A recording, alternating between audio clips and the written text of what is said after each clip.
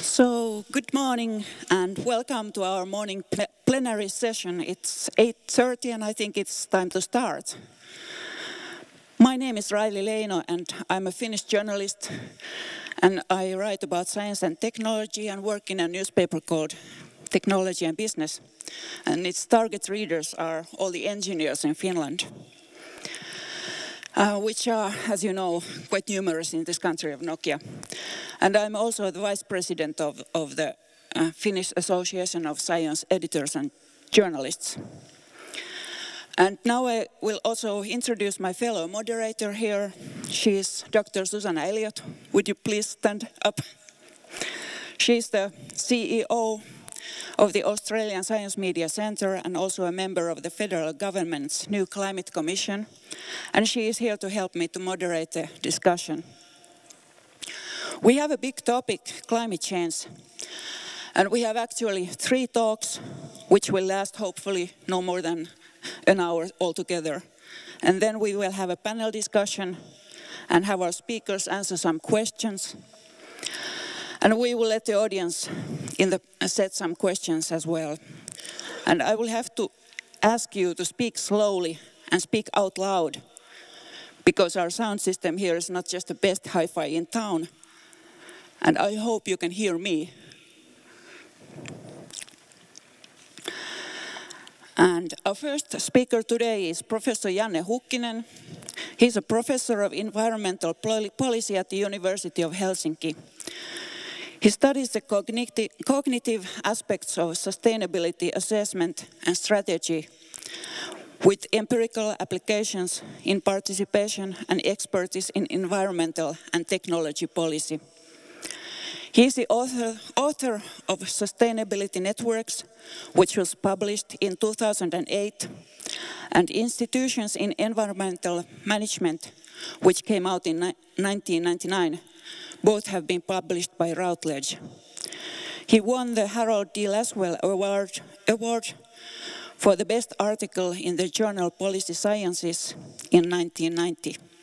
He got his doctor's degree in the University of California at Berkeley in 1990. So please, Mr. Hukkinen, the floor is yours.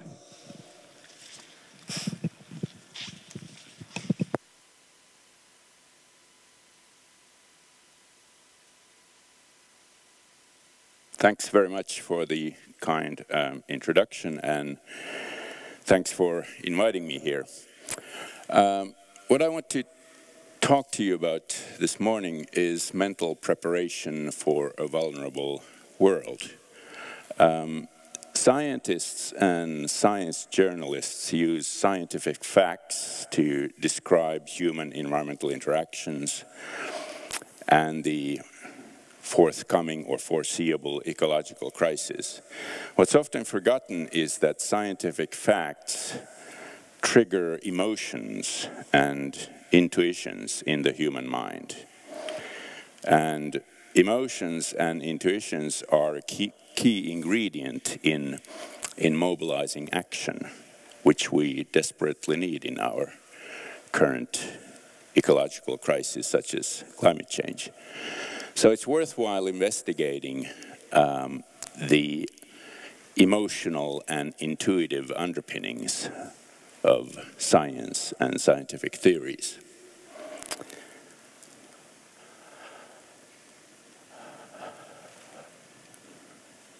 I hope it works. Okay. Here's an ad from The Economist just before the 2008 financial crisis. It's a nice metaphorical description of the modern economy. We start out on the left as little babies at the bottom of the stairs. Then as the good life continues, we reach the midway of the stairs as young urban professionals, and the successful career goes on to our 50s. And this is, in a sense, the story of the modern economy. It promises the good life for everyone, and it goes on and on upwards. It's a nice picture, regardless of what you think about the modern economy, what you think about economic growth, it triggers positive emotions in all of us. There's a little twist in the logic. The grandma there is on the left with the baby. She shouldn't be there if we follow the logic of continuous growth, but I'll come back to this. Now, underlying this emotional message, there's a serious theory. There's the neoclassical economic theory, which very nicely fits with this metaphorical picture. It's an image of continuous growth. There are some downturns in the economy, but by and large, over the long run, neoclassical economic theory holds that the economy will grow.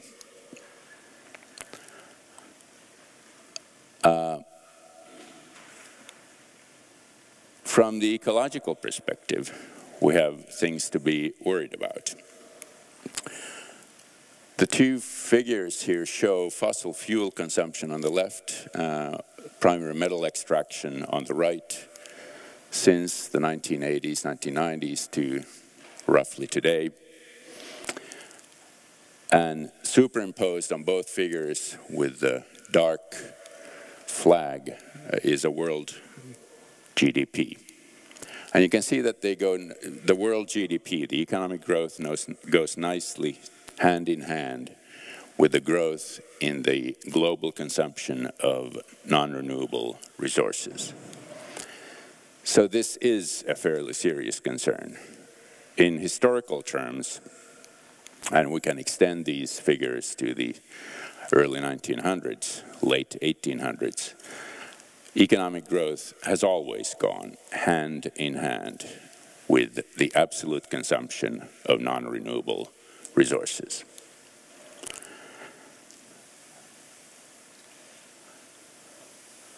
There's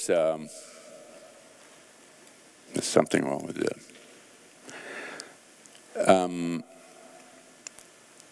Recently, however, we're seeing the machine seizing a little bit.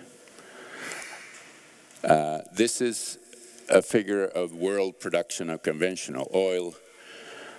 It has gone up very nicely up until about these days. And we live in a historical moment. We're now witnessing the drop in the world production of conventional oil. And all predictions, here are a number of them, indicate that that production is going down for good. Now, obviously, shale oil, tight oil, however you want to call it, is sort of easing the situation, but many analysts feel it's only for a while, for a few decades. Now, if we take seriously the historical ironclad relationship between economic growth and the consumption of non-renewable resources, this is a very big cause for concern.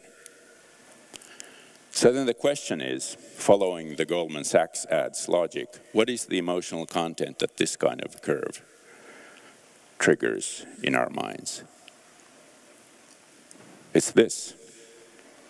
It's a drop. It's vertigo. It's a downturn. It's falling to the abyss, to the unknown. There's a more realistic theory to describe human-environment relationships. Many analysts of so-called social ecological systems feel that we should sort of expand the dimensions of description of the current economy. We should add connectedness and resilience in addition to the upward economic growth dimension. Connectedness here refers to the connections in the economy, what types of relationships are in the economy. And resilience refers to the capacity of that economic system to withstand economic downturns, economic shocks, or ecological shocks of the type that we're witnessing. So we have different theories. We have the neoclassical theory, we have the adaptive cycle theory, as it is called. And all of these theories trigger emotions in the human mind. So how could we tackle or analyze the emotions? Cognitive linguists and a branch called embodied cognition in cognitive science have studied the link between scientific facts or any facts and emotions. And they use the term primary metaphor. Primary metaphor, according to cognitive linguistics, is a fundamental unit of all human thought and language. An example of a primary metaphor is affection is warmth. Affection is a subjective experience, and warmth is an objective sensory-motor experience. And in the primary metaphor, so the theory goes, the subjective experience goes hand in hand with the sensory-motor experience of bodily sensation of warmth. It's a biological, a neuronal, brain-based connection. We cannot avoid it. When these things are connected, any two subjective experiences and sensory-motor experiences are connected in an episode of human life, both domains are coactive and strengthen the connections, the neural connections that support the two modalities. It's based on biological evolution, as I said. We cannot avoid it. It's a fast, intuitive association. Affection is warmth can be understood in evolutionary terms from the fact that for tens of thousands of years, human babies have been held in their mother's arms, and this experience has connected human affection with bodily warmth. It's a very good example of sort of the biological evolutionary connection. Here are some more examples of primary metaphors that are relevant for my presentation. More is up. We measure temperature, economy, employment, all kinds of things with figures in which more is upward. It's against gravitational force. Control is up. Adult is the control to the baby, and adult is up to the baby. Skyscraper is upward. All the physical structures of power are very typically very high up. Happy is up. We jump from joy. Now this is interesting from the point of view of scientific theories, because a theory of human environmental interaction is not just a scientific description of reality in the ordinary sense, the way we have used to think about scientific theories, but it's also an evolutionary tool for human adaptation to a varying environment. So in a sense, we can talk about two different kinds of validities. We can talk about an empirical validity or empirical fit, which is the ordinary kind of scientific fit that we're all used to, where we ask how well does the theory correspond to the empirically observable reality. That's the normal fit. But this theory of cognition, embodied cognition, raises the question of a cognitive fit, which asks how well does the theory correspond to the human cognitive reality. That is, how cognitively optimal or attractive are the component primary metaphors of, for example, the scientific theory.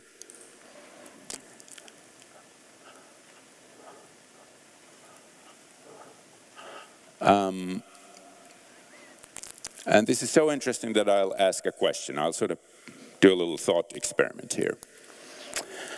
I'll ask what kind of model of human environmental interaction could we develop that would attract the individual to adapt to the impending economic and ecological crisis. The crisis that we can see, observe in the curves that I showed in the beginning. That model ought to be both empirically fit, and it should also be cognitively fit. It should be cognitively attractive, and we should be able to easily run the model in our minds. These are sort of the criteria for cognitive fit. And attractiveness is the key. We have to go down occasionally, but can it be done in a sense could be described as unbearable lightness. Here's an example. We don't have to go into the details. I'll sort of run through it quickly. Here's my thought experiment with cognitive and with matching cognitive fit and empirical fit. On top, the input 1 and input 2, those are the Goldman Sachs ad. What I do with the ad is sort of the twist in logic that is already there in the Goldman Sachs ad, where the baby meets the grandma. I twist the paper around so that the baby and the grandma meet each other. So what I'm doing here is that I'm combining the winners and the losers of the neoclassical race together so that they're tied together on the same circular track. Then in the middle there, I combine the adaptive cycle that I described earlier, and together these form what I call the roller coaster model. So there the winners and losers of the neoclassical race are tied together on the same roller coaster, and they have to cooperate because they are on the same track. And it's a limited track. It doesn't go on forever upwards. In a sense, it reflects the ecological realities of this particular planet we have to live on. It's an interesting thought experiment, and I think that it raises interesting questions. It's not just off the top of my head. It's based on existing theories. But in addition to being based on these empirically valid theories, it's also based on, it contains some attractive, cognitively attractive components, such as these. The limited track communicates the impossibility of endless growth in a single dimension, as we have been gotten used to measuring the economic growth. But it's also appealing in the sense that sometimes it is on top of the track. So in a primary metaphorical sense, it is attractive to our minds. It contains appealing dynamics in the sense that economic growth on this roller coaster is used up to strengthen ecosystem services, sort of the resilience of the social ecological system against external disturbances. And it's also used, that economic growth, to reorganize the economy. Schumpeter, a student of economic system, used the notion of creative destruction, and we're essentially talking about the same thing here in the reorganizing the economy. The roller coaster model also speaks to the need to develop indicators that show social ecological growth in different kinds of dimensions, not only in the economic dimension, but also in the connectedness dimension and the resilience or the robustness dimension. Combining the winners and losers on the track, as the track does, or the roller coaster model does, that connection points towards cognitively appealing ways of resolving socioeconomic inequalities. This has been observed in many studies of social psychology. The roller coaster blend is appealing also in the sense of communicating economic downturn, because the downturn feeds growth in these other dimensions. Essentially the same point as I made earlier. Now, you may think that the World Federation of Science Journalists is already there. This is an excerpt from the objectives of your society. The society strives for both engaging, emotionally engaging journalism and factually accurate journalism. But I think there's a glitch here. If you look at some of the reporting on controversial issues such as climate change, emotions run high, as in these excerpts.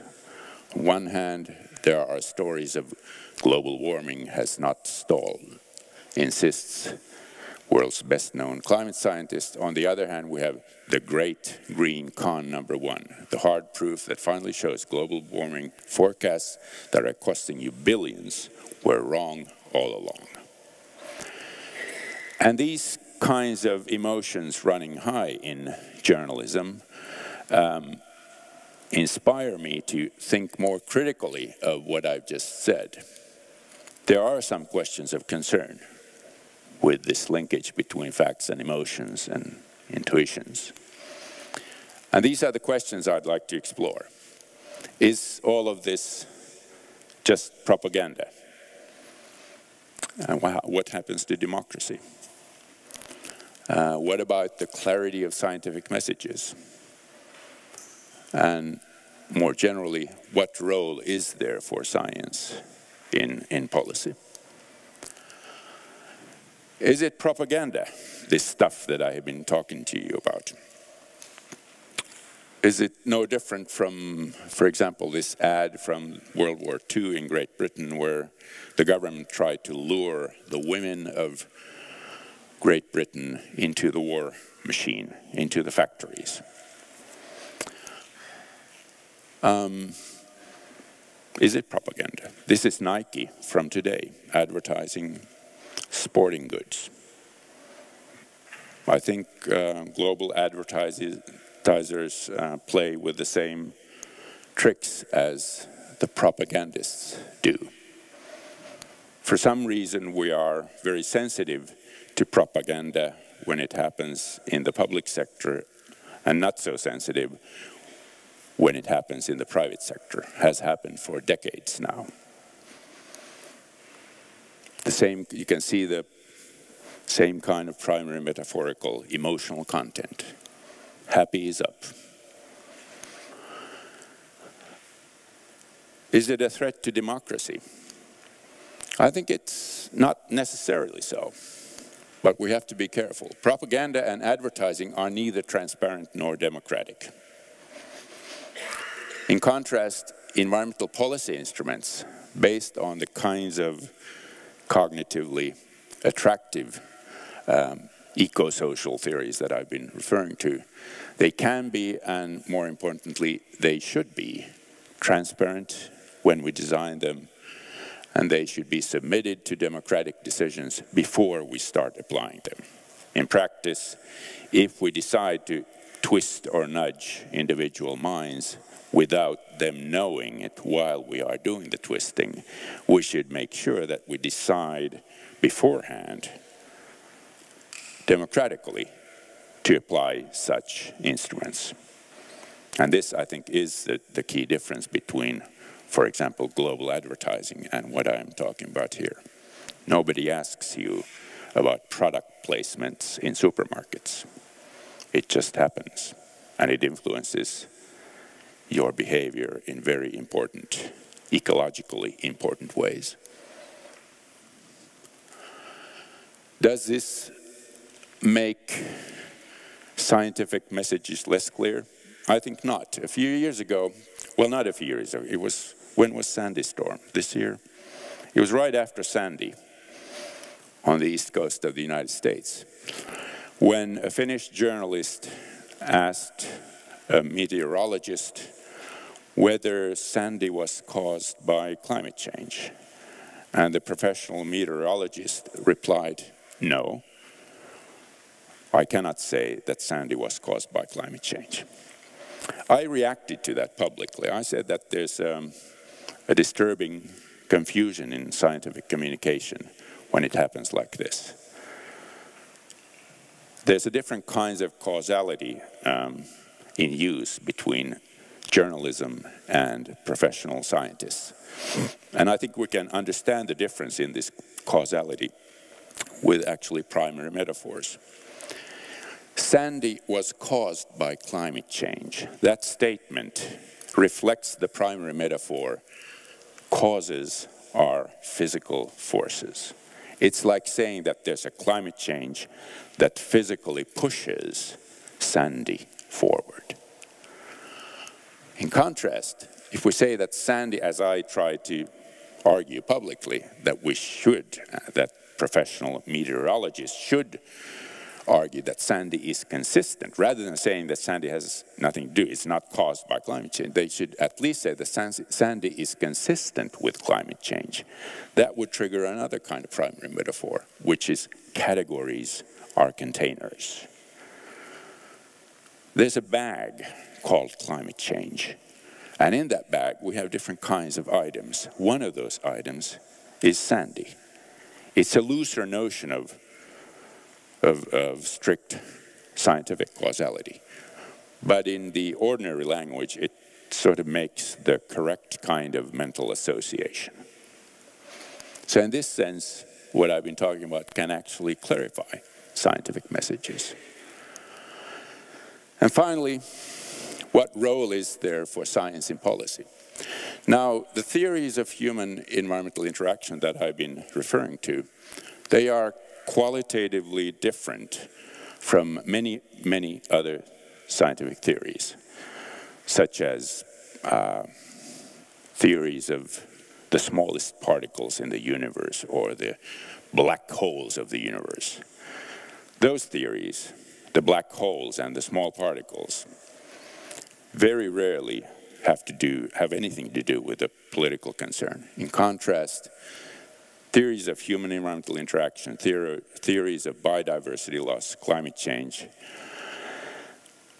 the IPCC, the Intergovernmental Panel for Climate Change, all these things and theories have been mobilized by a global political concern for the future of civilization. There's a tight linkage in these particular theories, scientific theories, between the science and the policy. And therefore, because of this linkage, if we want to sort of facilitate that linkage, we need to understand much better the emotional and intuitive content of scientific theorizing. If we understand that linkage better, I think the structures of society could be redesigned to make our intuitions serve our policy goals. Thanks very much.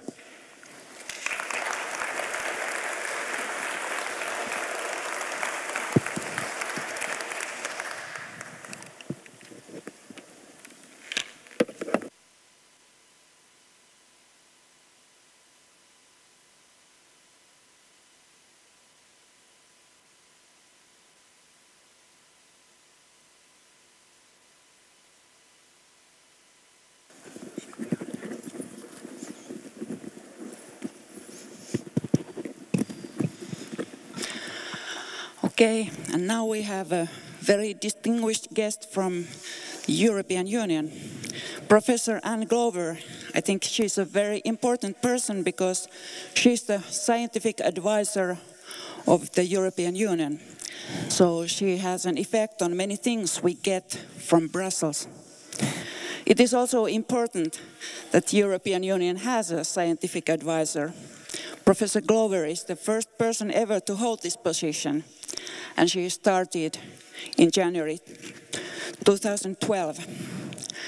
In this role, she advises the President on any aspect of science and technology, liaises with other science advisory bodies of the Commission, the Member States, and beyond, coordinates science and technology foresight and promotes the European culture of science to a wide audience, conveying the excitement and relevance of science to non-scientists. She also chairs the recently established Science and Technology Advisory Council of the President. Prior Prior to her current appointment, she was a chief scientific advisor for Scotland from 2006 to 2011. Professor Glover currently holds a personal chair for molecular and cell biology at the University of Aberdeen. She wants to be seen as a spokesperson for science and not a spokesperson for the European Union. She also has said that Mr. Barroso listens to her, but do the members of the European Parliament listen to her? And does the great public? Well, I'm very proud to have her here, so please. Thank you. So, good morning, everybody. Actually, as I was listening to the previous presentation, and although I accept everything that's happy is up, I'm a microbiologist, so I live down there. And I have to say, I'm very happy, so it may be the one exception. But actually, following on from the previous talk, and talking about how you communicate science, it's an incredibly, for me, an incredibly important topic, because science is becoming more and more invisible in a way, because the knowledge that we create is becoming increasingly sophisticated, and how we translate that into whether it's technology that we use or solutions that we have potentially for climate change. These things are not readily accessible. And so for me, there has to be a bit of a game change. It has to start, I think, with scientists, and it needs to start with the education of scientists in how we can move from generating knowledge and then making sure that knowledge has the maximum impact possible for our citizens. That's something I think we really must do. So I want to talk to you a little bit about communicating science in the context of climate change. And if we just start with some facts, and already I'm uncomfortable because scientists don't like facts. You know, we don't ever see anything as contained and that something is absolutely true. In other words, we don't like certainty, generally speaking. So these are some things that I'm actually quite happy talking about. Climate change is happening. Human activity is contributing to the climate change that we see. And we need immediate action, because what's happening is actually happening quite quickly. So the first thing I can say about climate change is happening, well, that's true, but then it's always happened. So first of all, here's some confusion, because people will say, oh, everyone talks about climate change, but we've always had climate change. And indeed, every 120,000 years or so, we see a cycling from a warm period to a cool period. And this is absolutely normal. And a lot of it's to do with the tilt of our Earth and the fact that our Earth wobbles a little bit on the tilt. There's lots of reasons that allow us to understand why normal climate change happens. And here I'm just illustrating where I come from, Scotland. And what you're seeing is actually an image of the surface of the seabed, close to Scotland, showing how ice has scoured out ravines, and effectively there would have been glaciers here, because Scotland was quite recently covered by ice. And if any of you know anything about UK politics, you might enjoy this, because we in Scotland know that because the ice created a great pressure on us, in Scotland we are still rebounding from the ice because it's now disappeared. So the land surface is still significantly moving upwards, whereas in England, they're moving downwards. Up happy, down sad. Okay, I'm being a bit mischievous. So climate change. Well, here's another thing, the greenhouse effect. Now, I mentioned this bit, and you will be familiar, but for me, it illustrates a point of confusion. The greenhouse effect, many of us, or if we went out and did a survey in the street and asked, is it a good thing or a bad thing, the greenhouse effect? And most people would say, oh, that sounds bad, the greenhouse effect, that's the earth warming up, isn't it? Well, yes, it is the earth warming up, but what we have to remind ourselves that because we have a greenhouse effect on our planet, so because we have greenhouse gases here, then it means that some of the solar radiation which comes to us is trapped. Not all of it can leave. And that means the average surface temperature of our planet is around 12 degrees on the whole planet on average. Our planet would be uninhabitable for humans if we didn't have that greenhouse effect. So it's terribly important. But it also allows us to understand that these greenhouse gases do have quite a significant effect. And if we put more and more greenhouse gases, it will decrease the amount of heat that escapes. And so this gives us global warming. The important thing here is to try and clearly explain what these greenhouse gases do. The one we're most familiar with, carbon dioxide. The way it's easy for me to think about it, because I'm not a physicist, is carbon dioxide is a little bit like the fleece blanket that we would put on top in the winter to keep us warm. The more carbon dioxide, the thicker the fleece blanket. And if you put a fleece blanket around our planet, it will warm up. There are some uncertainties, and I'll come back to those, but it will warm up and will give us global warming. There is no way around this. There is no other option. If we put more CO2 into the atmosphere, we get a warmer planet. We know what's happened historically because we have a really good resource. One of them is the Antarctic ice sheet. Now, the Antarctic ice sheet is almost 4 kilometers deep. And so we can, in that ice sheet, we can drill down and we can take out of the ice sheet these cores that you can see here. And we can section the cores. And what we see is some of the atmosphere which was captured in the core at the time the ice was set down. So if you've effectively got 4 kilometers worth of history, each little bit capturing what the atmosphere was like as it was set down. And that also gives us the evidence that during time we see our carbon dioxide in the atmosphere going from 180 parts per million during a very cool period to 280 parts per million during a warm period. And you will know that recently we saw a daily average of 400 parts per million. So for most people, this should make us a little bit anxious.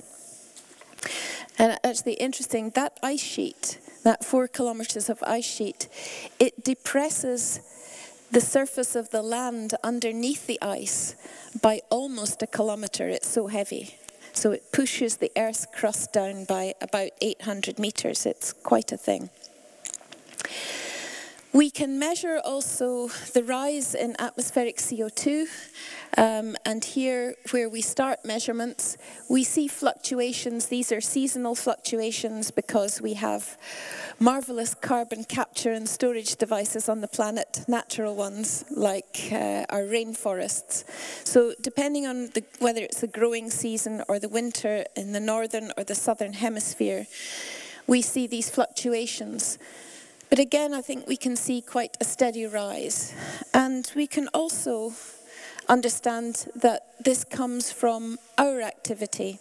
So this is not the natural cycling of 120,000 years. And why do I say that? There's an overwhelming body of evidence, and this is something that you would recognize from the Intergovernmental Panel on Climate Change. And I want to come back to this. There is an overwhelming body of evidence. There is a consensus. And I think from my point of view, it's important that we highlight this consensus. So I think there was a recent paper which analysed of all the academic publications made, what percentage did not attribute human activity to climate change, and it was 0.7% of all the academic publications. So 99.3% of publications implicate human activity in climate change. But then there's the certainty issue, and here's the really hard thing for communication. So I've got some broad scenarios here up on the graph. So the first one here, this is looking at the relative probability. So if I was at 1, it's certain. So here we're almost at an 80% probability that at 450 parts per million CO2 in our atmosphere, we'll get on average just about a 2 or a 2.5 degree average global temperature rise. It'll be very much more in some places on the Earth and less in others. So, but there's some uncertainty. Similarly, if we go to, and in all honesty, are we ever going to manage to stabilize at 450? Not a chance. Okay, so we can kind of park that one. We start looking at the other options, 550 parts per million, 650, 750. Some of these scenarios are truly frightening. But even if we just take 550, which is quite realistic in my view, given the current evidence, then with 550, what we can say is that we've almost got a 60%, I'm just rounding up, we've almost got a 60% chance of seeing an average 4-degree global temperature rise. What does it mean? It means big things happen. It means that the Greenland ice sheet melts. This is an issue because the amount of water stored in that is enormous. It goes from estimates of 6 meters average global sea rise to 10 meters average global sea rise. So lots of stuff just disappear. Lots of our big cities disappear. Lots of our nations disappear. Bangladesh wouldn't have much of a chance under this scenario. So it comes back to certainty and uncertainty. And as a scientist, I love uncertainty. It gets me out of bed in the morning. It's exciting, it's interesting. It's what I want to talk to other scientists about. But because I have another life now in the European Commission and speaking to members of Parliament, and I speak to them about this wonderful thing, uncertainty, and their faces go white. And they say, we hate uncertainty. So in their life, they hate it. So there's the job for the communicator, sometimes the scientist, sometimes the journalist, is how do we communicate that uncertainty in a way that allows us to act and not just try and forget it because the scenario is so awful. We can use analogy, and so one of the things that I will often say to people is that, I'll try it with you. Let's say we're all catching a bus at lunchtime to go for lunch. What if I tell you that you've got a 70% chance of being killed on the bus? A 70% chance. How many of you would get on the bus? And I see a show of hands. How many would get on the bus at 70%? Not many risk takers here. Okay, maybe one. Well, the point is, we don't act on climate change because people say, oh, there's only a 70% chance of seeing this average global temperature rise or this sea level rise. Therefore, there's a 30% chance that it won't happen. So really, we don't need to do anything. That's really not how we react to most serious global threats normally. And it's partly because this is happening in the future. And this gives us a time buffer, which makes us very comfortable about carrying on as usual, because actually I won't be affected, and I won't. And none of you will be affected. But our kids will, and our grandchildren will.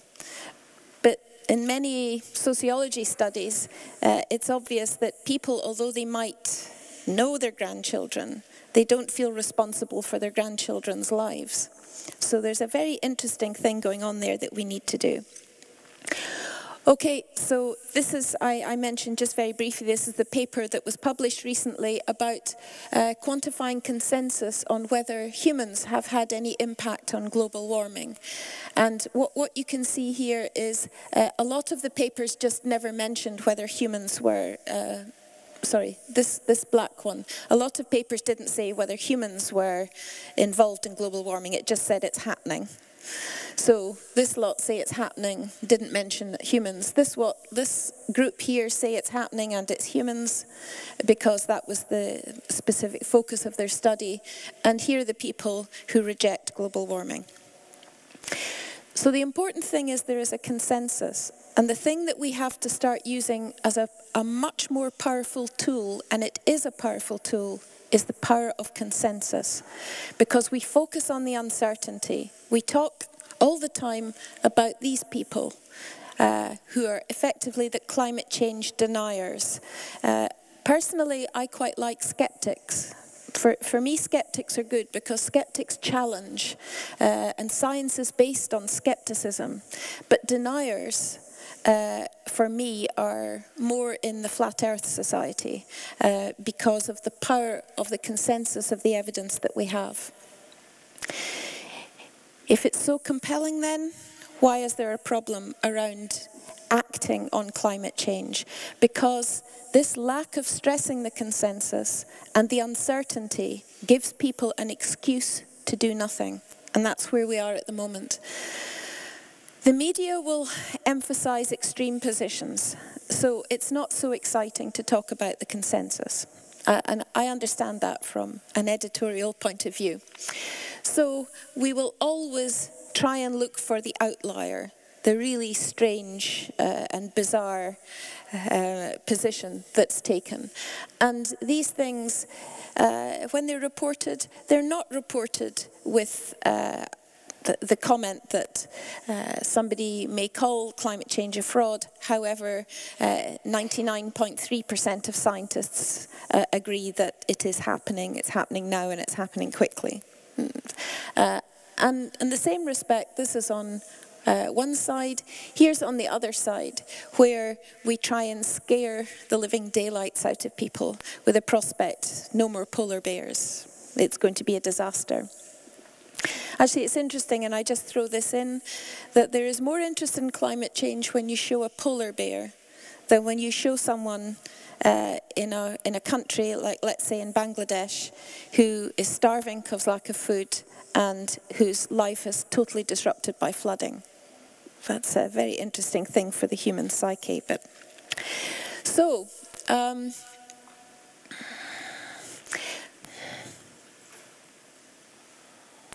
just having a little bit of... Okay, so media, politicians, and also some scientists tend to cherry pick the science that suits them. And there is a real need for all of us to make sure we don't do this. It's confirmation bias. We notice that something that we agree with is being published, so we talk about this, and we don't talk about the other thing that we don't agree with. Scientists are also subject to this. It's something that you have to be very vigilant to avoid. So we get... this is the data where there was a publication, okay, global warming has stopped really, so we don't need to bother about it. Evidently what we're doing is fine.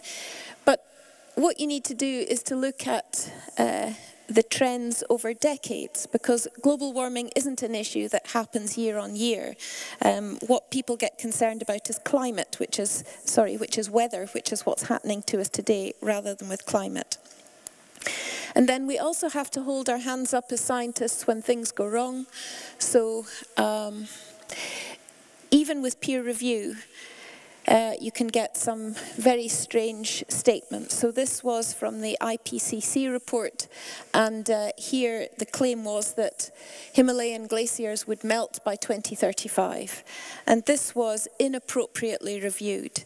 And I wouldn't want to make excuses for IPCC. You can make an explanation in that if they are looking at thousands and thousands and thousands of pieces of literature and coming up with a report, then occasionally something might get through the net, and this is an example. But if it happens, we must hold our hands up and say what the problem is. The media does influence public opinion a lot, and I'm not going to go through all of this, but let's just look on the left here. This is how anxious the public get about issues, and this is the actual hazard on the bottom. So this is terrorist attack. The actual hazard quite small, but the perception from the public point of view, because if there has been an event, it's widely reported, people talk about it for a long time, and so in people's imaginations it becomes a major threat, whereas actually it's not. And consequently, let's compare it with cancer. 1 in 3 of us will get cancer during our lifetime. It's a major threat. But in fact, it becomes the norm. People see it as, yeah, okay, I know someone with cancer. And so although a lot of people get cancer, there's very little outrage. So, climate change, this is what a lot of people think it is. It's just big conventions, people talking to each other. That's all it is. We don't have to bother about it. It becomes real when events which could be consistent with climate change. I was paying attention to the previous presentation. So this is consistent with climate change, some of the flooding that we might see in Central Europe at the moment. Then people start to consider, okay, is there something we can do? What can we do? Well, we can start communicating properly about climate change. We can do it in a way that it's clear to everybody what we mean by climate change. And we have very good communicators in our environment. But importantly, we need to increase the emphasis of getting scientists talking and debating. So not just telling, but debating. We need to speak a language that everybody understands, and this is useful for scientists as well. So, big football stadium. So here's the amount of rainforest that's destroyed in a very short period of time. So every 3 seconds, that's gone. And that's important because that's a carbon capture and storage device that we're just getting rid of. We can't afford to do this. So we need to use analogies like this. Scientists need to be honest about what they know and what they don't know. And too often, because scientists are frightened about interacting with the press and more broadly with the public, they sort of emphasize what they know and they don't talk about what they are still unsure about. So I think we need clarity and also a little bit more honesty from our scientists. And the thing I mentioned about consensus, it's a very powerful tool, and it's something that amongst scientists in Europe, I'm trying to encourage. There will always be disagreement, and I can't stress this enough. Scientists love disagreement. So it's of no interest to me to meet another scientist who works in my area and chat about what we agree on, because you know, I would, oh, is that the time? I'll be going home. It's boring for us. I only want to talk about what we disagree. But unfortunately, that attitude is then taken out into the public arena, and we all talk about the disagreements.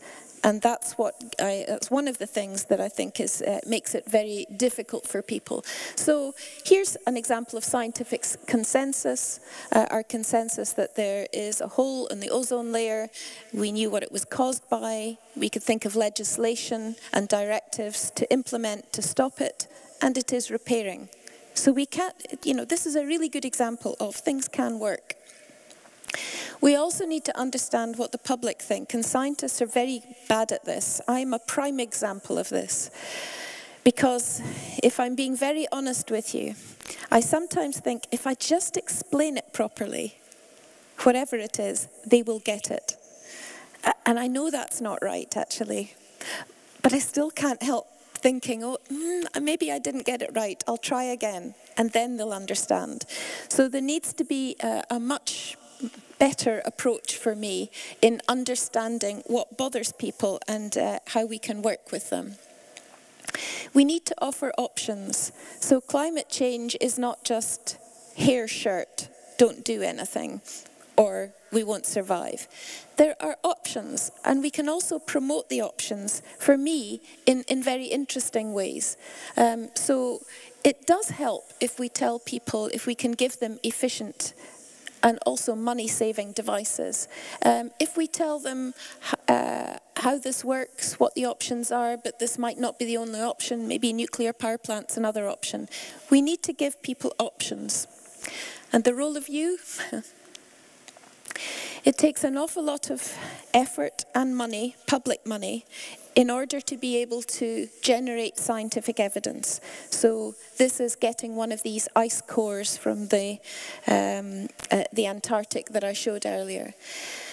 What I think the science journalists can do is that they have a key role to ensure that we make the best of that evidence. So they're crucial, you are crucial, in working in that translating role, in being able to give people the information that allows them to act. So none of us should be telling people what to do, but we should be giving the options for them on how they act. And science journalists, of course, have been around for a long time, and because in my office I've got a Star Trek fan, I'm a bit of a Star Trek fan myself. So here's one of the first episodes in Star Trek in 1966, with the science journalists here using their equipment, which was only imagined in 1966, but now you all use to look at the first launch of the Starship Enterprise into the future. So with good science, with great journalism, and with politicians who have an open mind, with a public with an open mind, we can do an enormous amount together. I think our challenge is getting to that position. So thank you very much for your attention.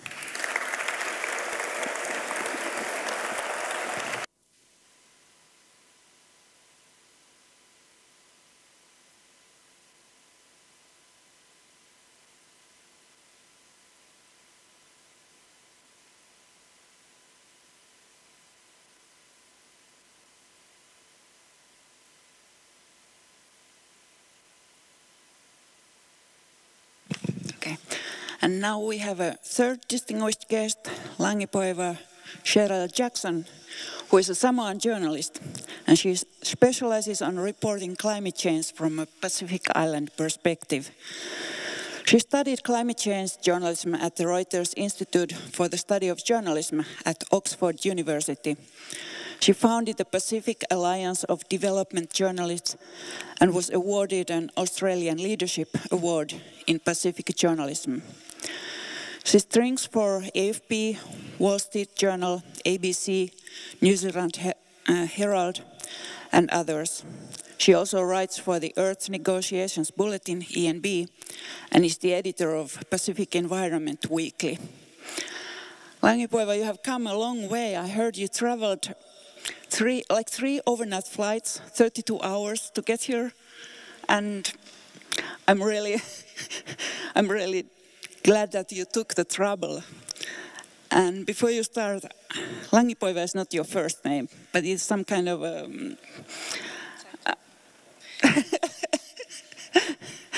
it's an honorary title, yes.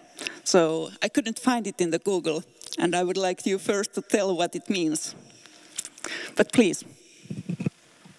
Thank you, Riley. Firstly, talo falava. I'm not using the headpiece because I've never used one of those before, and frankly, it looks scary.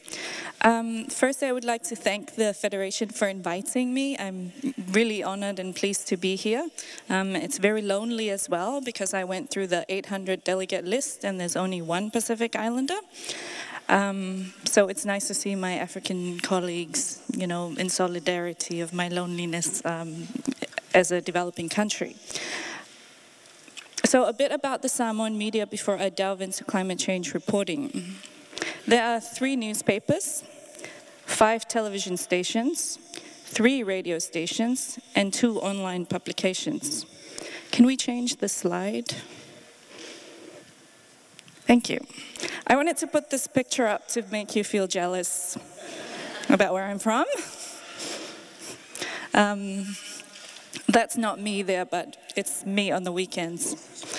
There's only one slide, and I just want to put it up there to remind you that where I'm from, right in the middle of the Pacific, there's beautiful beaches, friendly islanders, and if you want to visit there, you'll do great justice to our tourism industry. Now that's a plug I was asked by the Tourism Authority to make. I will ask for my commission when I return home. So there are 182,000 people in Samoa. 32 of them are journalists. 22 of those journalists are women. 4 of them have university-level qualifications. And 1 specializes in environment and climate change reporting. If you haven't gathered that by now, she's standing right here. So I'm a big percentage of the media population in Samoa. You would think that because we are on an island, because we feel firsthand the impacts of climate change, that it means we cover the topic extensively. But the reality is we don't really do it all that much. Climate change is a hard sell. Simply put, it's boring, and the readers prefer to see a picture of a community wedding or read about our latest rugby victory than to hear about sea level rise or adaptation measures. I just want to shift your mind frame right now. I'm speaking from a very basic level. We're not scientists. In Samoa, most journalists completed secondary level education, so our knowledge of science is quite basic. So this is a very advanced gathering for me. Although climate change has been in the international mainstream media for quite some time, it's only really started showing up in the Samoan and Pacific media in the past 5 years. Coverage of climate change is limited not just from a Samoan perspective, but also from a Pacific perspective. The coverage of climate change impacts in the Pacific is also limited from an international perspective. In my Oxford research, and I acknowledge my Oxford colleagues, Joanna and Lisa here, and also my professor at Oxford, James. In my Oxford research, I analyzed a year's worth of local content in the newsprint media and found out that out of 1,394 local stories written by the 3 newspapers in 2010, only 16 of them were related to climate change. 3 of them were press releases, and 2 of them were from international news agencies. I interviewed all the newspaper editors, all 5 of them, and they all agreed that they preferred to cover politics and society over climate change and the environment. Most of the stories were on workshops about climate change or someone randomly mentioning climate change, but it's not an in-depth story or coverage of the issue. In the same study, I looked at the online coverage of climate change by 4 Pacific Island newspapers from Fiji, Solomon Islands, Marshall Islands, and Cook Islands. The Fiji Times had 1 climate change story that year. Solomon Star had a whopping 23 climate change stories, and the Marshall Islands Journal had 8, while Cook Islands featured 4. The regional coverage was a bit more in-depth, and in 1 Fiji Times story, a family was interviewed whose house was flooded as a result of heavy rain. But we're not the only ones who neglect to cover our own climate change stories in the Pacific region. The international media community also does a fine job of ignoring the issues we face in that region. They prefer to use the Maldives as an example of everything that small islands go through regarding climate change. I analyzed 1 year's worth of data of online content from 3 UK newspapers, namely the UK Guardian, the Financial Times, and the Sun, from the period between May 2008 to May 2009. I searched for terms like Pacific, climate change, Pacific Islands. The results were very amusing. The Sun featured one story in that one-year period about the Pacific and climate change. The Financial Times featured none, and the UK Guardian featured 15. So thank you, Guardian. Most articles by these UK newspapers were mainly international pieces, and the Pacific is mentioned as an example along with Asian and Caribbean countries. The most interesting coverage was by The Sun, which featured a story on climate change and the Pacific Islands in the period studied. But the story, although it mentions Tuvalu Island in relation to sea level rise, was not about climate change, nor Tuvalu, but rather about the price of pints around the world. Entitled, "Cheapest Pint is 10p," it turns out Tuvalu, known for its gradual disappearance as a result of sea level rise, has the cheapest pints in the world. So if you want a cheap beer, travel to the Pacific. I quote what it actually mentions in The Sun. It says, "As for Tuvalu, there are virtually no jobs except fishing, and the islands risk being wiped off the face of the earth as a result of sea levels rise. If anyone deserves a cheap pint, it's them." So that's the depth of the climate change coverage from the UK about the Pacific Islands. As much as I find all of this advanced science journalism talk very interesting and most intriguing, I have to keep reminding myself that we have a long way to go back in the Pacific. It's not that we're not interested, it's that we don't have the means and we simply can't afford to specialize. There are no specialist reporters in Samoa. Everyone covers everything because there's not enough journals to go around. If people have degrees, they choose the areas that they specialize in instead of reporting on them. Simply put, science journalism is a luxury that we in beautiful paradise simply cannot afford. However, given the resources and the tools, we might still be limited in our approach. I'm just going to outline some of the strengths we have in regards to reporting on climate change. One, we're in the source, so it should be easy for us to report on climate change because we're seeing firsthand the impacts of climate change. Two, there's some data available. We usually get this data from international sources like UNFCCC, IPCC, and others. Three, there's really good anecdotal evidence. So you just have to talk to people who are impacted as a result of sea level rise, who are engaging in adaptation measures on the ground, and you get really good stories. The next one is, we will always be published. It doesn't matter what you write, you'll be published. Because, well, there's not many journalists, and whatever story you write will appear because the pages need to be filled. The last one is some journalists are genuinely interested in the issue. So when we do trainings, journalists say they are really interested in pursuing climate change. So that's hopeful. The downside of reporting climate change from the Pacific is this. It's the complexity of the issue. We're not scientists, as I have mentioned, and it's all too clear. And there's a language barrier, as well as a perspective barrier. For example, a story that's written about CO2 emissions cannot easily be translated into terms that we in the islands can understand, let alone in the languages that we can understand. There's lack of localized data. Fair enough, you go on the IPCC and UNFCCC website, you can get data on big developed countries and big developing countries, but it's really hard to get data that's specific to the small island nations. So localizing the story is a big challenge. There's translation limitations, as I have said. In Samoa, the word for climate change is fesuya ingau letau, which means changing of the weather. And in Samoa also there's a lot of ancient beliefs that the weather is a result of God's work.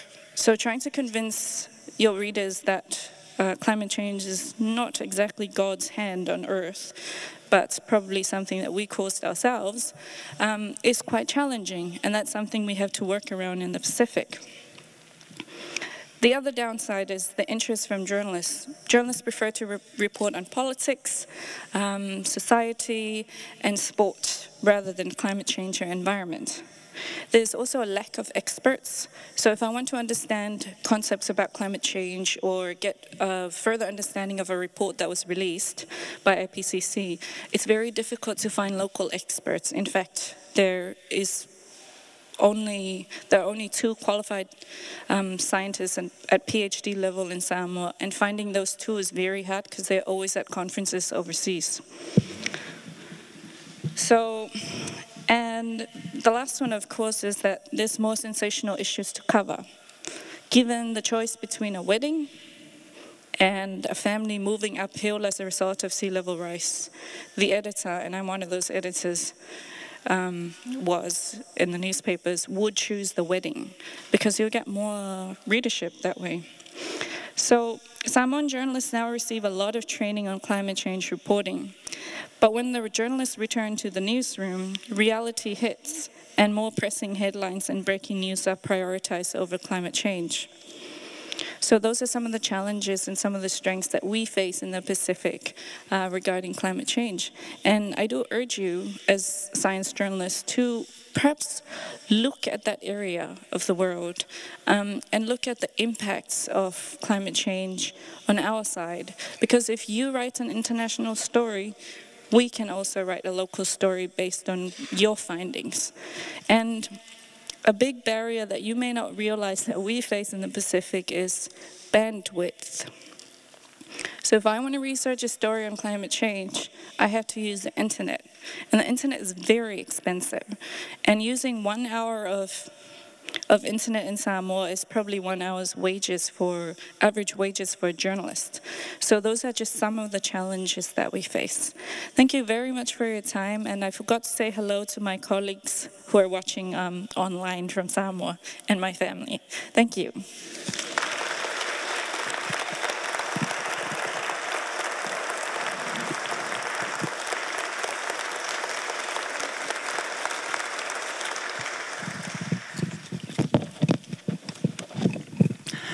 Yes, now I would ask all the speakers to come here by the table so we can have the panel. Do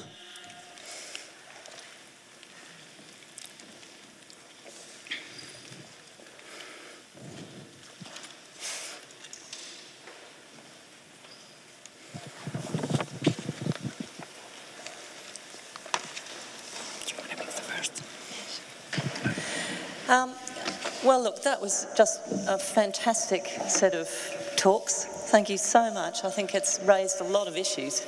And the interesting thing is that we've just got so many people in the audience who have a lot of expertise in how to communicate, about risk, about marketing, about all sorts of things. So I'm sure that you'll have lots of questions. I can already see hands coming up.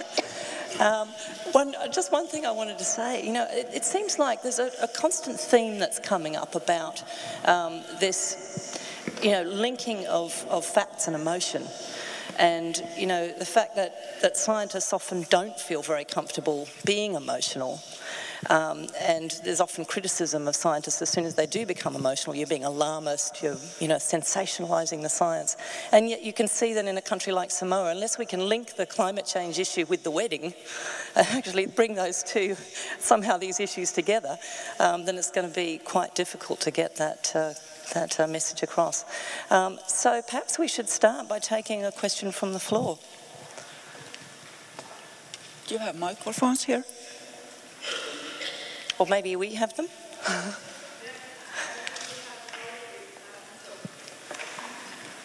Riley, we can share one. Thank you very much for the really, thought-provoking presentations. My question is, can we use this biological evolutionary conditioning, because people, they want primary metaphors that are positive, because I suppose the way that our brains evolved, it means that the more positive the message, the more chances you have of surviving. You'll always look for positive things because that increases your chances. But do you have any good examples of media using this conditioning in a positive way to our advantage, for example, on adaptation stories? is anybody succeeding? Because all the examples, or most of the examples we saw are bad examples of media. And I wonder if you have any good examples of how can we use these primary metaphors, but in a positive way to communicate better science. I guess I should respond as I talk about the primary metaphors. I haven't studied that. I know that there's some of the cognitive linguists have used lots of, for example, advertising material in their analyses. Just off the top of my head, I can imagine sports stories. Sports stories are always using sort of very clearly primary metaphors. The thing about these primary metaphors is that they're everywhere. So in a sense, with analytical work, you can find them in anything you write, in everything you write. So, but the use of those, that's where you get sort of into these tricky things. I mean, there's a choice, and Glover was talking about, the fundamentals of good journalism, and I think it would be very difficult to start changing the notions of journalists or journalism liking to pick sort of the outliers, because somehow those trigger our interest. And I don't have a good response to you in this sense, because there are some fundamental, I mean, primary metaphors can't resolve issues that relate to the fundamental values of current journalism. Can I add just one thing? It might be possible, because when we talk about climate change, everything is bad. So it's all negative. We never talk about it in a positive way. Whereas if I said to all of you, I could actually give you something that's so exclusive that money can't buy. It's so precious. And you might be wondering, what's that thing she's got that she could give us? Well, the thing that all of you want more of, but you can't buy it, is time. Now, if you think about the amount of time you waste owning a car. So one of the things that we might start doing is, in talking about changing people's behavior, because everybody wants to own a car, then what you could say is actually, if you don't own a car, you can save money driving it, because whilst you're taking some other transport, you could do some work, do something in your leisure time, make a new friend by speaking to the person next to you. But you don't have to park the car, you don't have to put fuel in it, you don't have to put oil in it, you don't have to maintain it, you don't have to fix it when somebody bashes into it, you don't have to fix it when you bash into someone else, you don't have to tax it, you don't have to license it. There's a lot of time wasted owning a car, and it's not so good for the planet if we all have them. So what we're not good at is painting scenarios that look like a much better choice. There's a lot of inertia to change. If we do it this way, even though it's not very good, we continue doing it the same old bad way. But if we start imagining better things, and this is where I think journalists actually and the public have a really good role, is let them imagine the future, and then challenge scientists and engineers and others and politicians to help delivering that. Because we don't have to live like this. And we don't have to have the threat of climate change. We choose to have it because we do nothing. So.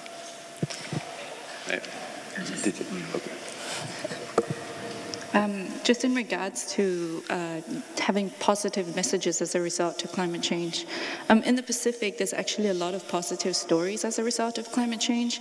People having to adapt, creating ways to grow crops as a result of saltwater inundation. So there's actually ways around it. There's community stories that come out that are positive, and then you can draw on those factors to create a positive story. Just in regards to your choices, it's actually your choices, not us in the islands, that creates this issue. So that argument, as a result of whether you drive to work or ride your bicycle, we can't really write about that because it's redundant when it comes to the islands. We have a much different angle regarding that. And just as a final note in regards to that point, the scientists are very difficult to interview. I've seen some really charming scientists in this conference, and that's lovely. But when you go to the conference of the parties and you report on climate change from the negotiations, there's some really dull, boring scientists out there. And it's very difficult to interview them. If English is your second language, which a lot of us are, good luck. You know, so I think there should be a movement from that end as well to make scientists more approachable and much easier for us to use the language that they use. I could add a brief point. Sorry. No, that's... No offense. No. No offense taken. I could add a brief point. It actually comes from Sherelle's example, this wedding example. It may not always be wise to talk about explicitly climate change when you want to write about climate change. In other words, I know some students of Russia and Russian politics, and they say that climate change is a dead issue. You can't write about climate change in Russia. It's politically a no-no, and basically it doesn't exist. But the way to write about climate change in Russia is to write about energy, all kinds of energy, renewable energy, all kinds of these kinds of things. So it's writing positive messages, for example, about renewable energy in Russia is an indirect way of writing about climate change. I'm struck through this. I'm sorry, my name is David Ropeek, and I teach at Harvard about the perception of risk. And I'm struck by so many of the panels that have discussed exactly this problem. The one that you, Ms. Glover, noted, that the deficit model of giving people more facts doesn't work, and yet you as a scientist who knows that, keep trying it. To that end, I inform everybody here that there is a rich body of science that has already answered the questions that you suggested need to be answered. The psychology of risk perception and climate change has been robustly studied by a wide number of people, and I reported on this when I was a reporter, and now I teach it. Policymakers need to know those findings. Reporters, it's a great story. Why don't we care about risks as much as something else? We'll be talking about that with nuclear later. There's a huge body of research that's a great bunch of stories about why we get risk wrong, in this case, climate change. That observation is the first part. The second question for you, Ms. Glover, is, as a policymaker, what do you think about the IPCC's communication, particularly regarding uncertainty? If you read their reports, they say we are highly certain, we are kind of certain. They try to categorize this. You've seen the language. I'm curious what you think of that as a way of getting at how sure we are. Those charts you gave in semantic terms, I'd just like your comment on how the IPCC handles communicating uncertainty.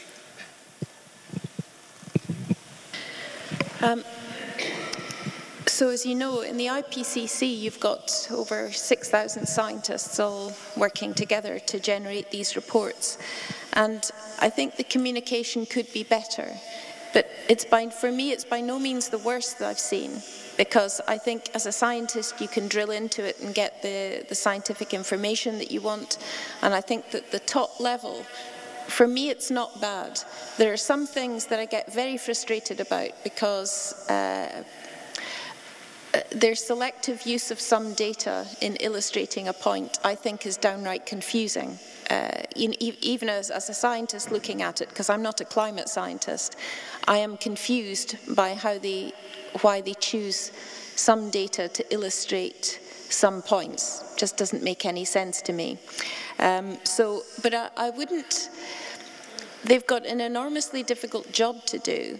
I think maybe there's a role for them working much more carefully with communicators to try and hone down the message so that it's useful and something can be done with it. Because actually, you're also talking about perception of risk earlier on, and the fact there's a whole load of evidence around that. I accept that, but we don't use it. We don't translate that into making a difference. So if we know why something happens is good, then we need to have a strategy of how do we then use that knowledge to make a real difference in how we can take risk and so on.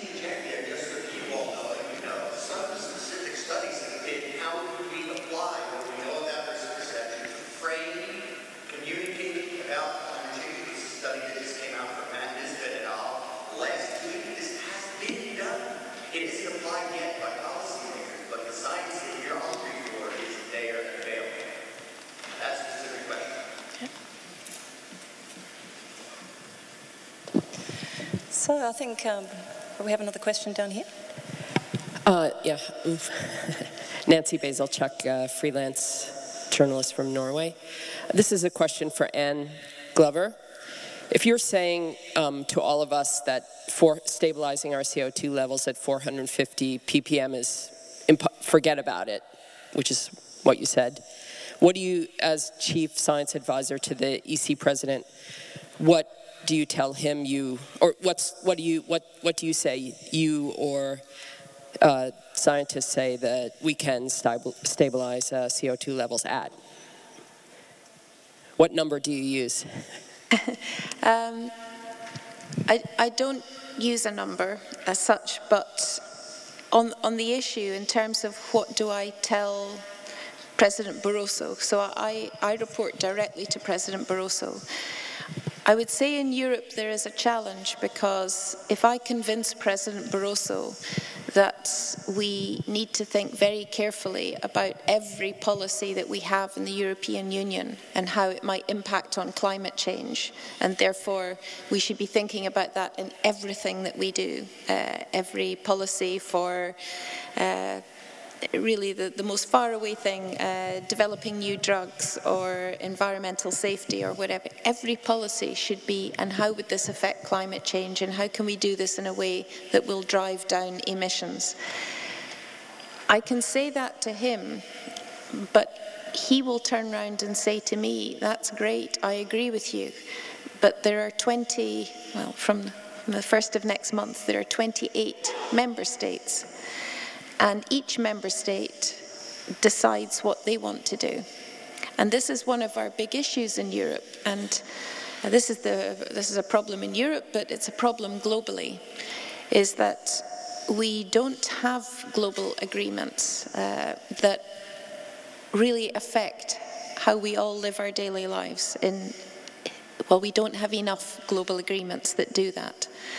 So I can't say to President Barroso, you must try and stabilize at 550 parts per million, because in all honesty, I don't know whether that would be sufficient to protect our place on the planet, humans' place on the planet. I think there's enough uncertainty for me that I don't understand whether that would be enough or not. And that's where scientists are working hard to reduce uncertainty. But we don't need to know the number to act. I think that was the point I was trying to make, is we know we have to act. So act now. If the longer we leave it, the worse it gets, whether it's a month or a year or 5 years. It becomes more and more a potential catastrophe. We need to act now without knowing the number. Now, I was listening to Sean Otto on Tuesday, and he was speaking about something that I would like to ask you about, because he was saying he's an American science advocate and author and filmmaker, and he said something that was surprising but also easily understandable. He said that the more educated people are, the less willing they are to accept some certain scientific truths that are not in their own area. Which means that people with lower education, they are they are willing. People with lower education are willing to believe authorities, but those with a higher education, they have more self-esteem, and they want to question, and they want to believe in their own truths. But when they are not in their own area, they don't have the facts. So the result is that people with higher education believe less in the human-induced climate change than the people with lower education. How do you see that? I'd like to see the. I'll just comment on that. Sorry, were you talking? In the Pacific, there's not a prominent culture of skepticism. Because we're still at the level of we're trying to understand what it is. So we don't have that option of reporting from that perspective as well. So regarding that particular question, what I find when I report in Samoa is the people who didn't progress beyond primary education are generally more accepting of climate change. It's easier to explain to them what it is, and they accept it as opposed to others. But that's just something I wanted to outline, was the culture of skepticism does not really exist there.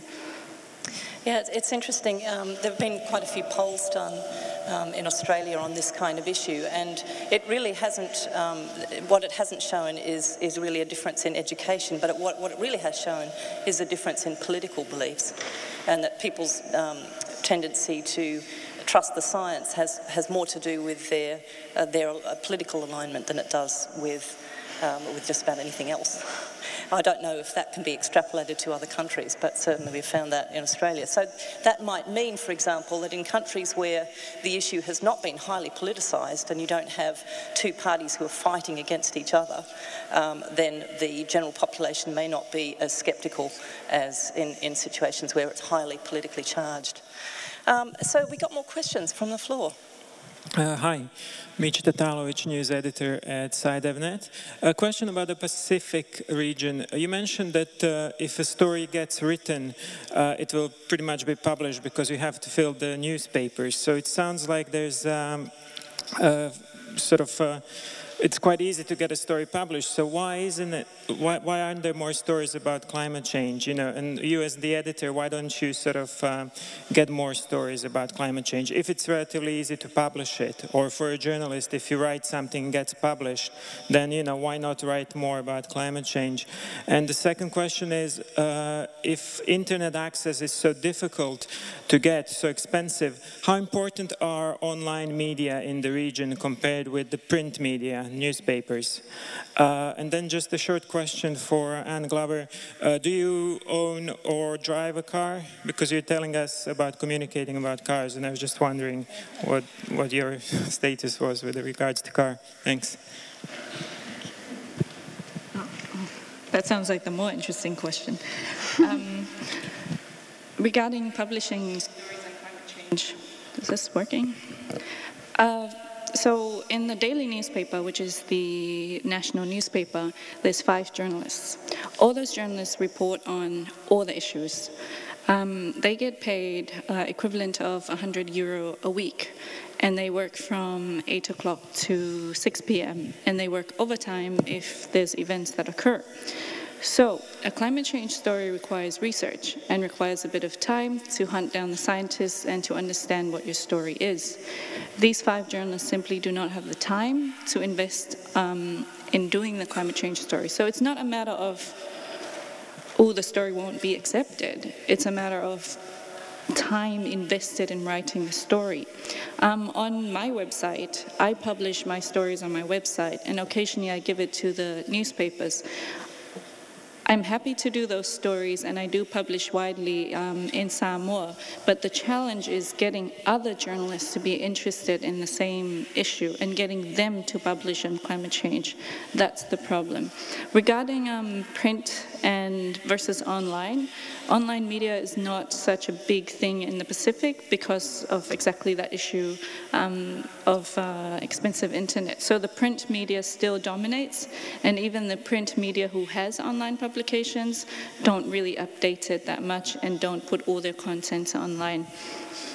And is there a final question? What was your final question? Sorry.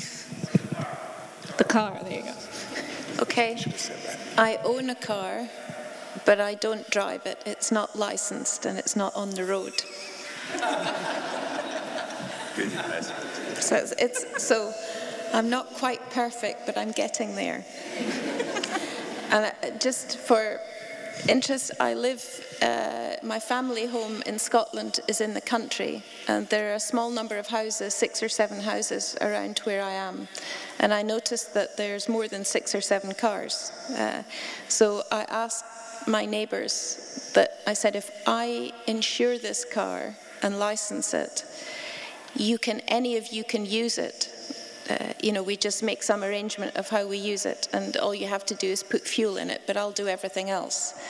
And interestingly, not one of them, and I'm not making a point, this is entirely anecdotal, personal, they're all well-educated people. Not one of them would take me up on my offer. They wanted to have their own car, even though they don't use it. So I just took mine off the road. I'll take it. Okay. So we have more questions? Yes. Seth Bornstein, the Associated Press, for Dr. Glover. 2 parts. First, with the IPCC meetings coming up this year and next, the IPCC meetings traditionally have been in secret. I have been thrown out of being outside of one of them by Martin Perry. Others have been thrown out of these meetings. How do you reconcile wanting to communicate science well and having the primary climate change scientific body being non-transparent? And will you do something in your position to try to make it more transparent and open so as you're less prone to attack from what you call the Flat Earth Society? And then the second question about the denialists who you call the Flat Earth Society, what's your personal method of dealing with them when they are very loud, bombard you with emails and tweets? Do you just ignore them? Do you respond? What is your engagement policy with people who seem to have no relationship to reality or mathematics or science? Okay, so the first thing on the transparency of the IPCC deliberations. So what you're talking about is where the scientists are in session and they're discussing the issues around. Is that what you're meaning? Yeah. So actually, I wasn't aware that that was completely in secret. From my own point of view, because I would very much favour transparency in everything, I could see the value of having that in open session. I can also see the issues that might come up because, of course, if there is a lot of very heated discussion and disagreement around issues, which is the scientific method, and we should talk about that more, it could be abused in terms of how it was selectively used in reporting. And I don't know whether that's the reason that they do one thing or the other. And I'd have to say, for me, it's not an issue, as you know, because I wasn't aware of it, it's not an issue that's at the top of my list. What is important is that what comes out of the agreement, that their people will defend it and will talk about how they reach the decision. And I think that's important. In terms of what do I do so not the skeptics, which I'm saying I have time for skeptics, but deniers. I don't have a lot of time for deniers, and it's just because if you have 99.3% of all the people who work on this telling you that this is the way it is, and you put yourself in that 0.7%, then you have to come up with evidence to show that nobody yet has ever been able to demonstrate to me how that if you put carbon dioxide into the atmosphere, the planet won't warm up The oceans won't get warmer and ice will not melt. And if someone can start doing that for me, then I'll listen to them. But otherwise, I think it's a distraction. And yeah. Thank you. I think also we should feel free as a panel to ask questions of our audience, because they have a lot of expertise here. And so when we go to this question of climate science is boring, it's the same facts over and over again, I would put it out to you, what do you do in that situation? Have you had experiences where you've been able to get beyond this issue of climate science being perceived as boring when it really only changes by small amounts of certainty? I'm Gorm Palmgren, freelance journalist from Denmark. I have a comment for you, Anne Glover. I totally agree that as science journalists we should try to communicate complicated messages in a very easy to understand way. But I disagree somehow that as science journalists we should not communicate policies like I think you are trying to say, because if you have these very complex questions like climate and also health, there's clearly something that's in the interest for society. So, for example, for society, it's definitely a good thing to tell people to leave your car and take public transportation, or eat lots of fruits and vegetables and so on. But I don't think as science journalists that we should communicate these political solutions to the problem, but rather we should communicate the complex facts that is behind all this, because what really is a fact here is not that, I mean, if there is a 70% chance that you will die from cardiovascular disease if you don't eat enough vegetables, I mean, that's not, maybe not the best solution for everybody to eat vegetables, because there might be so many other personal reflections and so on. So I think it's a bit more complicated. Yeah, it's complicated, but your job is to communicate, and you communicate lots about climate change, but you communicate lots about other things as well. So, for example, if there is, I've just forgotten the word, but if there is, if the police, for example, behave badly in a country, or the banks are doing something which is improper, it's your job to report on it. But you do report on what to do about it, so that you say that the financial institutions are failing badly in Europe, which I think is, if I've read the papers right, I think that's what's happening. And I also see that what should happen is that banks should be broken up into investment arms and into savings arms, or, you know, and so the speculative stuff is kept away. So all of the solutions are also reported. So I think as they're reported for something like financial services, we could report it, because, and I think it's quite useful, because for me as a citizen, if I just saw what the problem was, but I didn't see any, it was very difficult for me to see what the options were that I could accommodate the problem but not live a miserable life. I mean, that's the big challenge, is how you...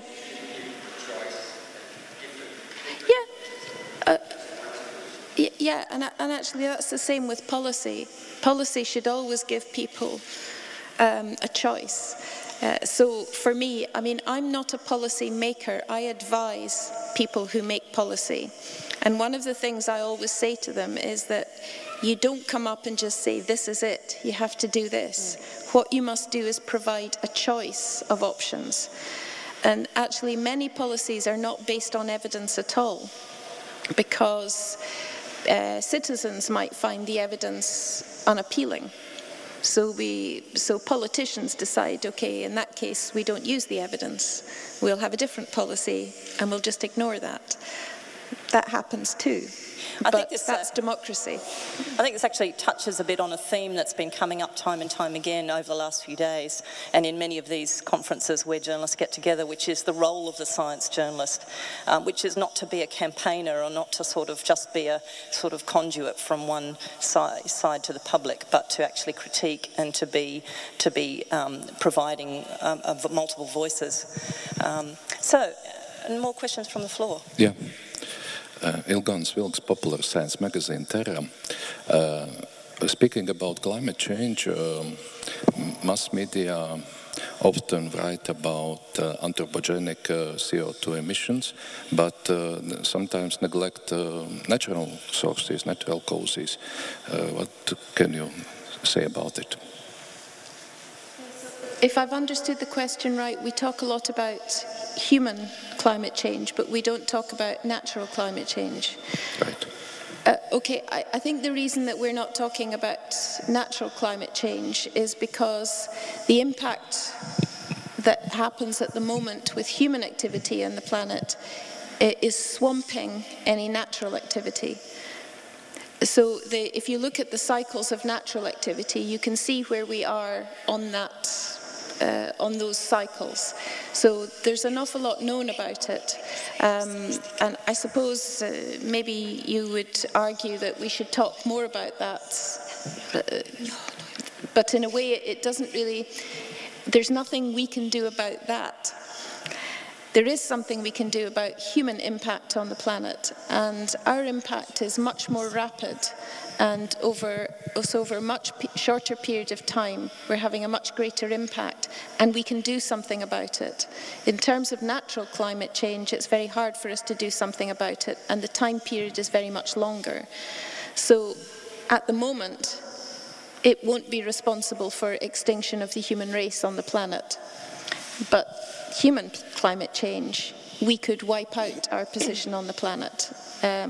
Because climate change has always happened, and there were humans on the planet at the last ice age. It's just that there weren't very many of them. There were very few humans, and so you could always move. So a mass migration to move where it was warmer or whatever was possible.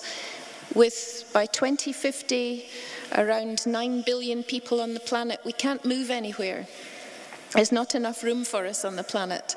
So we have to fix the climate to at least, that's only one of the problems we have to fix with 9 billion people, I'd have to say.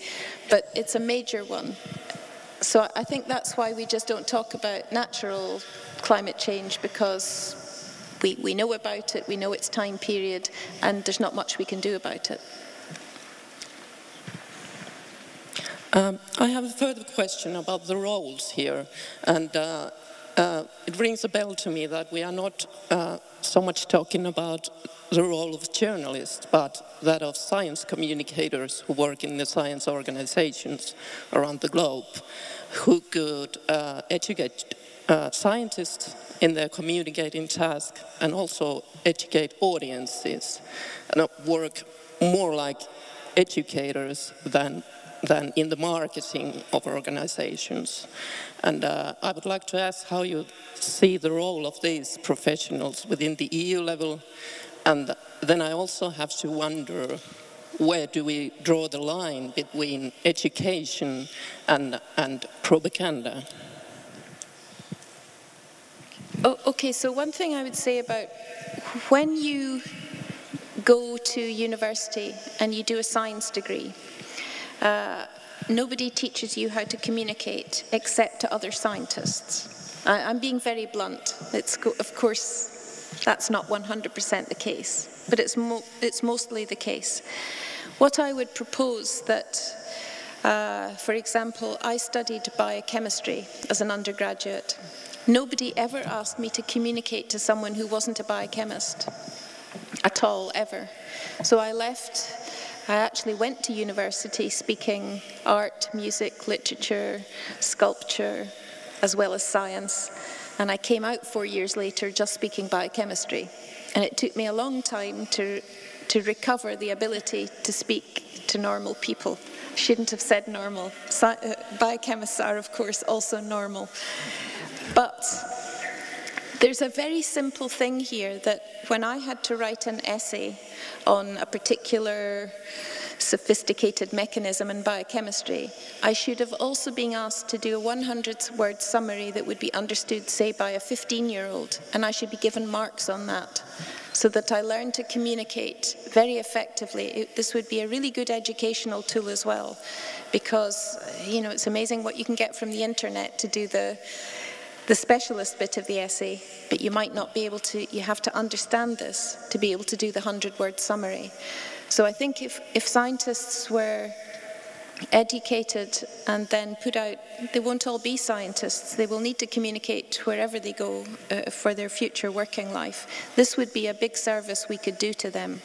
So I think that this would make it easier for journalists to speak to scientists, because, you know, I have a lot of sympathy about these dull, boring people that you might get faced with, because they're thinking about their science and they don't have the tools often to translate all of that complicated stuff into something that's meaningful and kind of vibrant and interesting.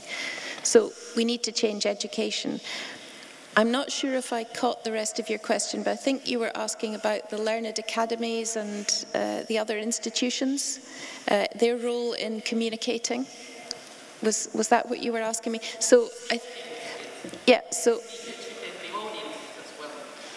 so I think it's very, dialogue is really important, because I don't know who said this, but the most effective form of communication follows your anatomy. So you've got one mouth and two ears, so you should listen twice as much as you speak.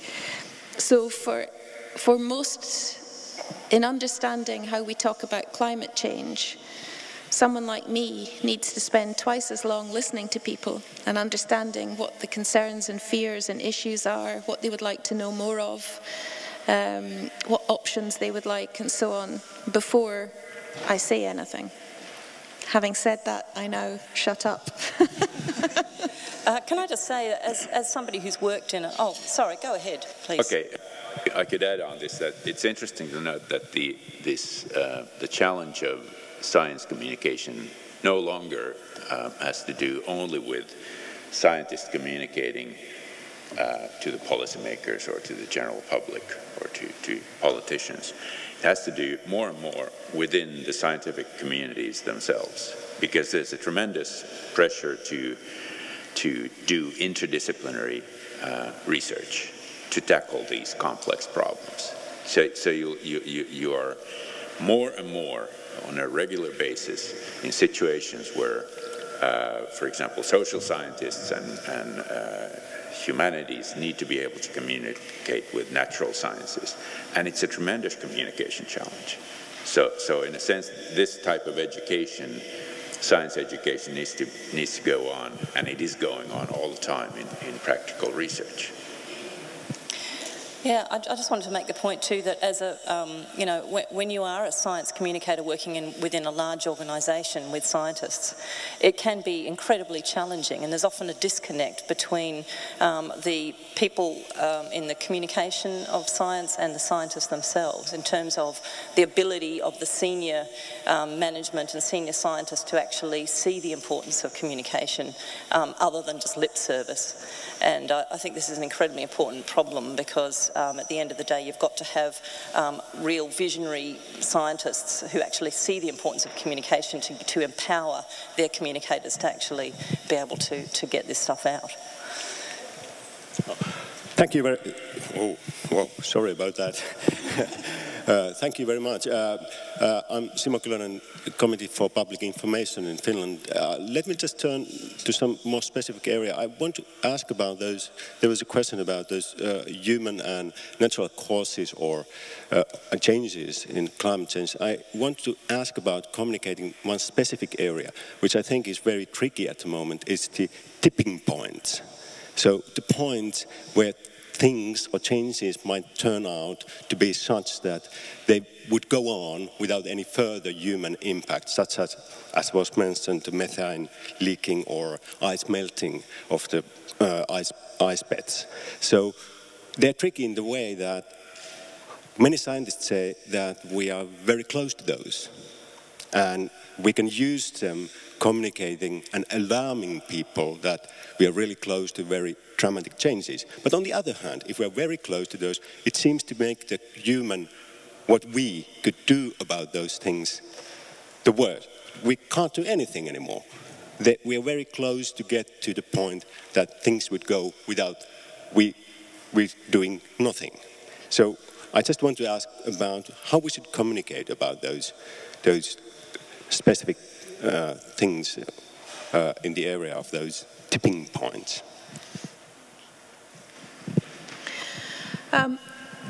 There are things that you would regard as tipping points, so that we already know, which perhaps we didn't know 10 years ago, that sometimes if ice starts to melt, it forms almost like a lubricating area underneath the ice melting, which accelerates it. And so this can lead us, even at temperatures lower than we thought would cause major melting of ice, actually deliver that major melting.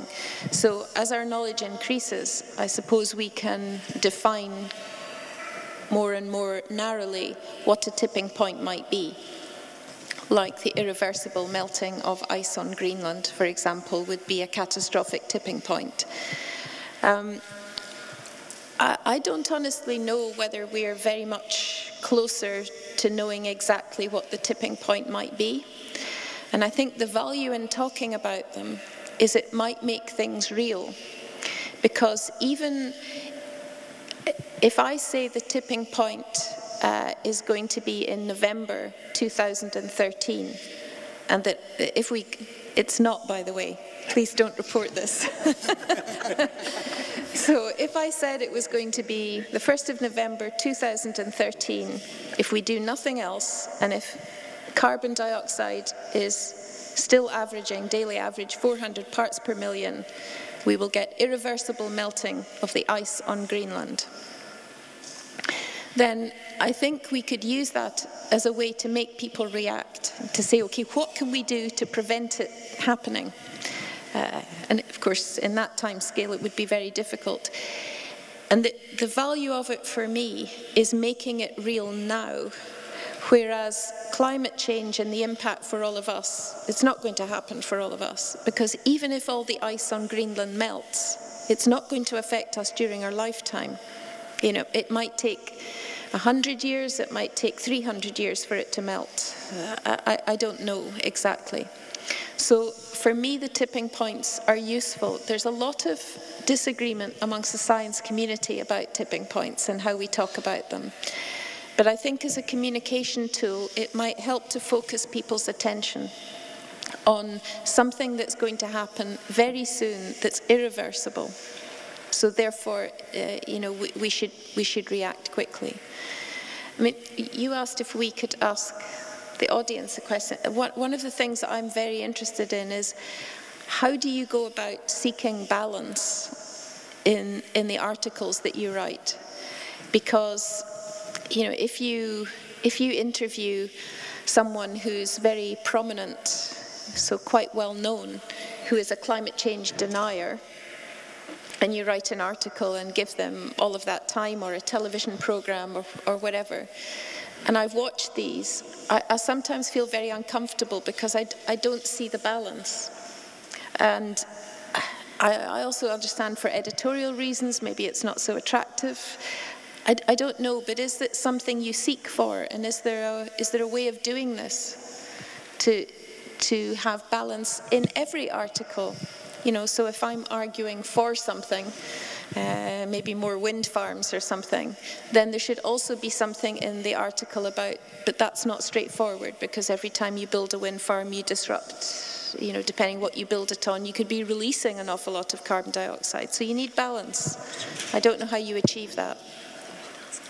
Well, I'm Fabio Turone from Italy. I was supposed to to comment on something you said previously, but I can very rapidly answer by saying that, as far as I'm concerned, all science journalists in this room if they ever happen to have to interview a denialist, would do as much effort as possible to provide evidence of how the debate is.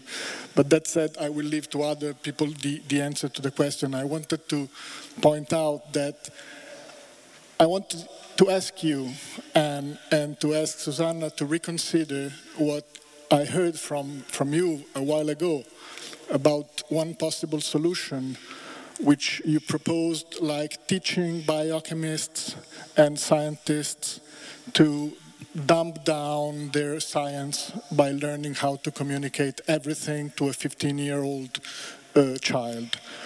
Because I think this is crucial in this room here, because this might have probably a small benefit, in my view, and I wanted to ask your opinion, because with Susanna and the Science Media Center, we're having this kind of discussions. But in my view, it risks to completely increase the perception that journalism and critical thinking is not needed. And we just need to teach scientists how to make their science more easily comprehensible. So, in my view, scientists should be taught to take nasty questions and to react in a cooperative way, which is what, in my view, science media centers are now doing. So to consider the questions by journalists, like always, worth an answer, even when they are stupid questions. So I wanted to know what you think about it. Yeah, can I say that there is a... What you say is quite important, and actually an awful lot of scientists, and you will know this, an awful lot of scientists won't speak to journalists. And it's because one of the reasons is that they feel they have no control, because they will say something and then the journalist goes away and decides what I take, whose comment I put next to whose, I make an article that's interesting to read. So a lot of scientists get very nervous about that. And I'll just give you an example. Last week in the UK, there was a speech given by a government minister on the UK being encouraged to consider using genetically modified crops more. And he was also calling for a change in EU legislation. And it was reported by the BBC. And the BBC came and interviewed me in Brussels. And they asked me 5 different questions. It was a recorded interview. So they asked me 5 different questions, and I answered each one fully and honestly, as much as I could. And then when I saw the very small snippet on the television, they voiced over a different question. So this is BBC, who I would regard as one of our top quality, globally a top quality reporting, in this case television reporting. They asked another question, and then I was televised giving the answer to a different question. Now, as it happened, it didn't matter too much, but that's why scientists don't like to speak to journalists, whether it's, I mean, I very much like speaking to people live on television or radio because it can't happen. But if you speak to a newspaper journalist, you answer all the questions and you're never quite sure what comes out. And again, I've experienced this so many times that I understand it, but it's sort of frustrating because there's 2 different agendas. So how do you fix the problem? I don't think it is a problem that can be fixed. I do think scientists, I know we talk about dumbing down, and it's an unfortunate terminology, but scientists shouldn't be afraid of using non-technical language and so on. The people that complain are other scientists, and I think we just have to forget about that. We need to give as much information as possible to the journalists, and I suppose we just need to trust that the vast majority, 9 times out of 10, The outcome will be positive and will be informational. Unfortunately, I think we're going to have to finish here because we've just gone a little over time. And just to respond to you, Fabio, I think they're not mutually exclusive. And anybody who has a teenage child knows that they can be incredibly intelligent people. So thank you so much. Do you have anything to add, Riley, to the end of this session? Actually, no, I just want to thank all the panelists for their trouble and their traveling here and their excellent talks and answers. And also thank you for the public. But Mintu, I think she has something to say.